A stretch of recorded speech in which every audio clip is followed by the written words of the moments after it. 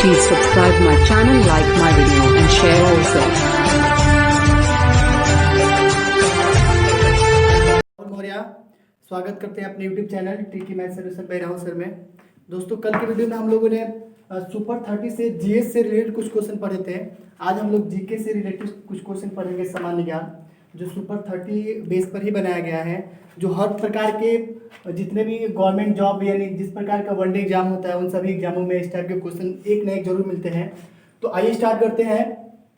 पहला number question क्या है कि भारत में प्रथम उपग्रह का प्रक्षेपण कब किया गया। उपग्रह जो सैटेलाइट्स होते हैं जिनके द्वारा अनेकों प्रकार की जानकारियां प्राप्त करनी होती हैं, उस टाइप के उपग्रह को सबसे पहले भारत ने कब प्रक्षेपित किया था, तो वो था 1975। कितना? 1975, यानी 1975 ईस्वी में भारत ने सबसे पहले क्या किया था, प्रथम उपग्रह का प्रक्षेपण किया था। ठीक है। सेकेंड नंबर क्वेश्चन कहा गया कि वेटल कन किस खेल से संबंधित है, यानी वेटल कन जो एक आइडल है वो किस प्रकार के खेल से संबंधित है, तो इसको क्या बोलते हैं हम, हॉकी। क्या है? हॉकी। यानी हॉकी नाम का जो खेल होता है उस खेल में इस नाम का पुकार की जाती है, अर्थात इस नाम का प्रयोग किया जाता है। ठीक है।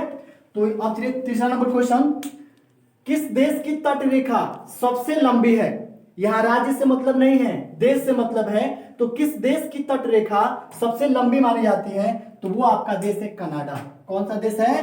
कनाडा। यानी कनाडा एक ऐसा देश है जिसकी तट रेखा बहुत से देशों से क्या करती है, मिलती है। ठीक है। तो अगला क्वेश्चन, भारत की प्रथम महिला शासक कौन थी। आपने अगर हिस्ट्री बढ़िया से कक्षा 6वीं 7वीं और 8वीं में पढ़ा होगा तो एक रजिया सुल्ताना नाम की एक शासिका का नाम सुना होगा, जो भारत की प्रथम महिला शासक के नाम से जाना जाता है उसको। तो इनका नाम था रजिया सुल्ताना। रजिया सुल्ताना ये ऐसी शासिका थी जो भारत की प्रथम महिला शासक की उपाधि इसको मिली है। ठीक है, इनको मिली है। अगला क्वेश्चन, हल्दी घाटी की लड़ाई में अकबर ने किसको हराया था। तो हल्दी घाटी की लड़ाई में अकबर ने क्या किया था कि महाराणा प्रताप को हराया था। किसको? महाराणा प्रताप। महाराणा प्रताप जी को इन्होंने क्या किया था, हराया था। कौन? अकबर। ठीक है। तो चलिए अगला क्वेश्चन देखते हैं। अगला क्वेश्चन ये है कि किस मुगल शासक ने अंग्रेजों को भारत में व्यापार करने की अनुमति दी थी। यानी किस मुगल शासक ने भारत को क्या किया था, किस मुगल शासक ने अंग्रेजों को भारत में व्यापार करने की अनुमति दी थी, तो ये कौन थे?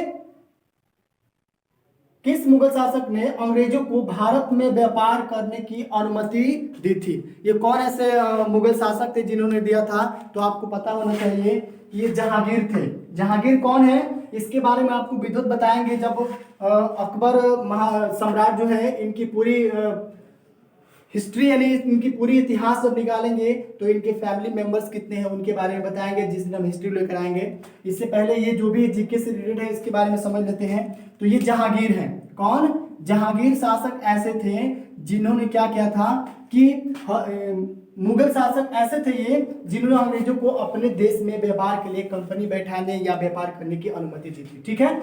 अब देखिए अगला क्वेश्चन, ये क्वेश्चन है कि नवजात शिशुओं में कितनी हड्डियां होती है। आपको तो ये पता है कि हमारी जो शरीर है उसमें 206 हड्डियां होती है, लेकिन नवजात शिशु की जब बात आएगी तो इसमें 300 हड्डियां होती है। कितनी होती है? 300 हड्डियां होती है। जैसे जैसे हम लोग बड़े होते हैं वैसे वैसे कुछ हड्डियां एक दूसरे से मैच करते करते आकर के 206 हड्डियां क्या हो जाती है, पर विलुप्त हो जाती है, रुक जाती है। ठीक है। अब देखिए यहां तक ठीक है। अब अगला क्वेश्चन है, रतौंधी किस विटामिन की कमी से होता है। बहुत ही आसान क्वेश्चन है, आप समझते भी होंगे, इनका निवारण भी होता है। रतौंधी किस विटामिन की कमी से होता है, तो आप बताएंगे विटामिन ए। कौन सी कमी से होता है? Vitamin A. और इसका निवारण क्या है कि आप जितना दूध और रोटी का सेवन करेंगे, मतलब जितना दूध और रोटी खाएंगे उतना ही आपके लिए है कि कोलंबस ने अमेरिका की खोज कब की थी। कोलंबस ने अमेरिका की खोज कब की थी, तो आपको इस बात की जानकारी होनी चाहिए कि आखिर में कोलंबस ने अमेरिका की खोज कब की थी। तो आप लिख सकते हैं यहाँ पे 1492 ईस्वी में। तो 1492 में इन्होंने क्या किया था कि नई दुनिया यानी अमेरिका की खोज की थी। अब देखिए अगला क्वेश्चन, भारत में पहला आम चुनाव कब हुआ था? भारत एक डेमोक्रेसी कंट्री माना जाता है, एक प्रजातांत्रिक देश है, तो इसमें सबसे पहले चुनाव जो किया गया था आम आदमी के लिए, जो चुनाव हुआ था वो कब हुआ था? तो आपको ये भी जानना चाहिए, बहुत ही बेसिक है। ये होता है आपका 1952 ईस्वी में। कौन सी ईस्वी में? 1952 ईस्वी में सबसे पहली बार इलेक्शन यानी चुनाव हुआ था। ठीक है। अगला क्वेश्चन, बॉक्साइट किसकी कच्ची धातु होती है? बॉक्साइट किसकी कच्ची धातु होती है? तो ये आपका हो जाएगा एल्यूमिनियम। क्या होता है? एल्यूमिनियम। एल्यूमिनियम का एक कच्ची धातु होता है। ठीक है। अगला क्वेश्चन, प्लास्टर ऑफ पेरिस किससे बनता है? तो है यहाँ पे लहसुन की विशेष गंध किसके कारण होता है? तो ये होता है सल्फर घटक की वजह से होते हैं। सल्फर घटक की वजह से। क्वेश्चन छूटा है यहाँ पे, प्लास्टर ऑफ पेरिस किससे बनता है? तो आपको ये पता होना चाहिए, जिप्सम से बनता है। किसके द्वारा बनता है? जिप्सम से बनता है। इस टाइप के क्वेश्चन हमेशा कंपटीशन वाले एग्जाम में आते रहते हैं, तो इसको विशेष तौर से आप रट लीजिएगा। लहसुन की विशेष गंध किसके कारण होता है? ये सल्फर घटक की वजह से होते हैं। सामान्य वयस्क व्यक्ति में कुल कितना रक्त होता है? तो ये भी बहुत ही मोस्ट इंपॉर्टेंट है। 5 से लेकर के और 6 लीटर तक जो ब्लड होते हैं, रक्त होता है, एक स्वस्थ मनुष्य के शरीर में होता है। और सबसे लास्ट नंबर क्वेश्चन इसमें का है, ईसीजी किस रोग का पता लगाने हेतु प्रयोग किया जाता है? आप बड़े बड़े हॉस्पिटल में जाएंगे तो हमेशा ईसीजी नाम सुने होंगे, या ये इसका प्रयोग भी किया जाता है। तो ये हमेशा हृदय रोग संबंधित जो जितने भी परेशानियां होती हैं, इसमें इसका निदान के लिए इसका जांच करवाया जाता है इससे। तो ये होता है हृदय रोग, यानी यहाँ पे हम लिख सकते हैं हृदय रोग, यानी हृदय रोग की जांच के लिए इस प्रकार के यंत्र या इस प्रकार की मशीन का हम प्रयोग करते हैं। ठीक है। आइए देखते हैं इसके आगे वाले क्वेश्चन को। ये अगला क्वेश्चन है, विश्व में कोयले का सबसे बड़ा उत्पादक देश कौन सा है? तो आप जानते होंगे विश्व में कोयले का अगर सबसे बड़ा कोई उत्पादक देश है तो वो चीन है, जो हाल में इसके द्वारा मानव हित में इतना बड़ा मान के चले उपद्रव कहा जाएगा, इसके द्वारा किया गया कि आज पूरा देश की स्थिति आर्थिक से लेकर के और मानव जीवन पे खतरा के लिए ही बहुत परेशान है। तो ये चीन है। दूसरा, विश्व का दूसरा सबसे बड़ा महाद्वीप कौन सा है? तो वो भी आपको जानना चाहिए, ये अफ्रीका महाद्वीप है। कौन सा महाद्वीप है? अफ्रीका महाद्वीप। ये ऐसा द्वीप है जो विश्व का सबसे बड़ा महाद्वीप बना है, दूसरा सबसे बड़ा महाद्वीप है। ठीक है। अगला क्वेश्चन, राणा प्रताप सागर बांध जो है ये किस नदी पे है? तो इसका आंसर हो जाएगा आपका चंबल नदी। कौन सा नदी है? ये चंबल नदी है, यानी चंबल नदी पर ये बांध, महाराणा प्रताप सागर बांध जो है ये चंबल नदी पे है। ठीक है। अगला क्वेश्चन, जयसमंद झील कहाँ स्थित है? बहुत ही मोस्ट इंपॉर्टेंट क्वेश्चन है। तो इसका आंसर हो जाएगा उदयपुर। क्या हो जाएगा? उदयपुर, मतलब जयपुर में पड़ता है, या उदयपुर भी ले सकते हैं, तो कोई दिक्कत नहीं है। तो यहाँ पे आप दिखा सकते हैं क्या? उदयपुर, राजस्थान। ठीक है। अगला, भारत में रक्षा बलों का सर्वोच्च कमांडर कौन होता है? तो ये भी आपको पता होना चाहिए कि भारत में जो रक्षा है, अर्थात सुरक्षा दल जो है, यानी थल सेना, नभ सेना, उसके बाद से जल सेना जो होती है, जिसको हम बोलते हैं ये आर्मी हो गई। ठीक है। पुलिस विभाग ये जितने भी होती हैं ये थल सेना हो जाएंगी। जल सेना जिसको हम नेवी के नाम से जानते हैं, और एयरफोर्स जो वायु सेना होती है। ठीक है। तो इन तीनों का जो सर्वोच्च कमांडर होता है उसको हम क्या कहते हैं? राष्ट्रपति कहते हैं, यानी इनके ही कमान में ये तीनों बल होती हैं। ठीक है। तो क्या है, भारत में रक्षा बलों का सर्वोच्च कमांडर कौन होता है? तो राष्ट्रपति होता है। ठीक है। चलिए अगला क्वेश्चन देखते हैं हम लोग। अगला क्वेश्चन है कि मैकमोहन रेखा किसके बीच सीमांकन करती है? क्वेश्चन है कि मैकमोहन रेखा किसके बीच सीमांकन करती है?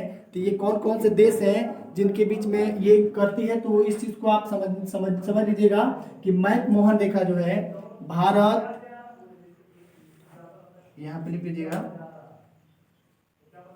भारत, चीन और म्यांमार, इन तीनों देश से सीमांकन करती है, अर्थात ये रेखा इन तीनों देश के बीच से गुजरती है। अगला क्वेश्चन है कि ये क्वेश्चन था कि मनमोहन रेखा किसके बीच सीमांकन करती है, तो भारत, चीन और म्यांमार। अगला क्वेश्चन है कि सूर्य की सतह का तापमान लगभग कितना होता है, तो ये भी बेसिक सी बात है।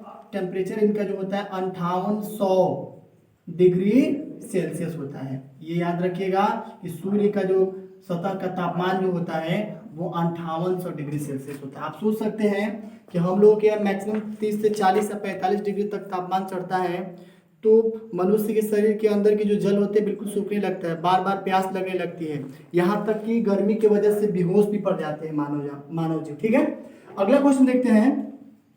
ये क्वेश्चन है, पहला कृत्रिम उपग्रह कौन है। बहुत ही मोस्ट इंपॉर्टेंट क्वेश्चन है कि पहला कृत्रिम उपग्रह कौन है। तो ये है स्पुतनिक। कौन है ये? Sputnik first. ये भारत का पहला कृत्रिम उपग्रह है। इसी से रिलेटेड पहला नंबर क्वेश्चन भी डाला गया था एक, कि भारत जो है पहली बार उपग्रह अपने यहाँ से कब छोड़ा गया था। उसके बाद ये दूसरे नंबर का क्वेश्चन ये भी है कि पहला कृत्रिम उपग्रह कौन है, तो स्पुतनिक फर्स्ट होता है। ठीक है, अगला क्वेश्चन देखते हैं। भारत का प्रथम मुस्लिम शासक कौन था।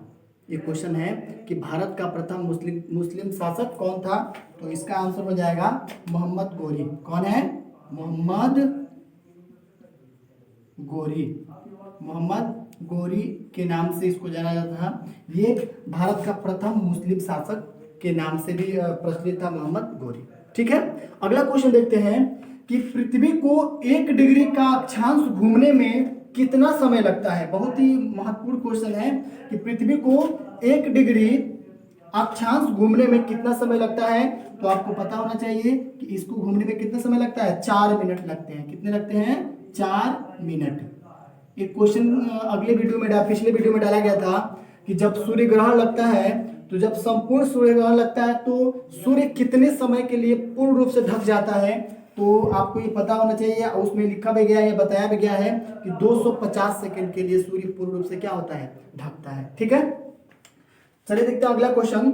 अगला क्वेश्चन है कि प्रधानमंत्री राहत कोष के लिए अंशदान पर आयकर में कितनी छूट प्रदान होती है। ये तो पता है 100% इसका छूट प्रदान होता है, लेकिन किसके तहत? धारा 80G के अंतर्गत। तो यहां हम क्या लिखेंगे?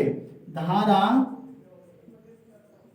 80G के अंतर्गत क्या होता है? 100% का छूट मिलता है। 100% का छूट मिलता है। तो धारा कौन सी? 80G के अंतर्गत जो परसेंटेज है छूट का आयकर में, वो कितना मिलता है? 100% का मिलता है। ठीक है, चलिए देखते हैं अगला क्वेश्चन। डुरंड रेखा किस देशों की महत्वपूर्ण सीमा के बीच में है। ये डुरंड रेखा किस देशों की महत्वपूर्ण सीमा के बीच में है, तो ये भी आपको पता होना चाहिए। ये बिल्कुल करेक्ट है। डुरंड रेखा किस देशों की महत्वपूर्ण सीमा का सीमांकन करती है, तो इसमें 2 देश आएंगे। एक तो पहला आएगा आपका पाकिस्तान, एक पाकिस्तान हो जाएगा, और दूसरा कौन है? अफगानिस्तान। यहाँ पे लिख लीजिएगा अफगानिस्तान। यानी पाकिस्तान और अफगानिस्तान ये डुरंड रेखा के संपर्क में आने वाले देश हैं। उसके बाद देखते हैं अगला क्वेश्चन। अगला क्वेश्चन ये है कि कौन सा राजमार्ग दिल्ली एवं लखनऊ को जोड़ता है। तो बेसिक सी बात है, आपको पता होगा कि NH24 है। कौन है? NH नेशनल हाईवे 24 मतलब 24 है। ठीक है, अगला क्वेश्चन। राज्यसभा का अध्यक्ष कौन होता है। तो राज्यसभा का अध्यक्ष कौन होता है? उपराष्ट्रपति होता है। कौन होता है? उपराष्ट्रपति होता है। तो इसको भी आप समझ लीजिएगा, लिख लीजिएगा यहाँ पे, उप राष्ट्रपति होता है। ठीक है, और सबसे लास्ट क्वेश्चन और बहुत ही महत्वपूर्ण क्वेश्चन ये भी है।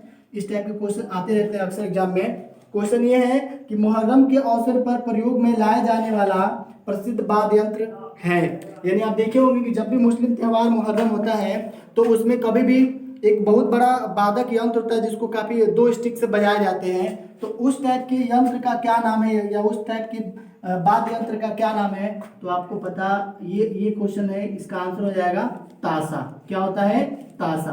तो जो वादक यंत्र है अर्थात जो प्रसिद्ध वाद्य यंत्र है, इसका नाम क्या है? ताशा। ठीक है, तो ये क्वेश्चन। यहाँ पे इस क्वेश्चन में थोड़ा सा मिस्टेक है।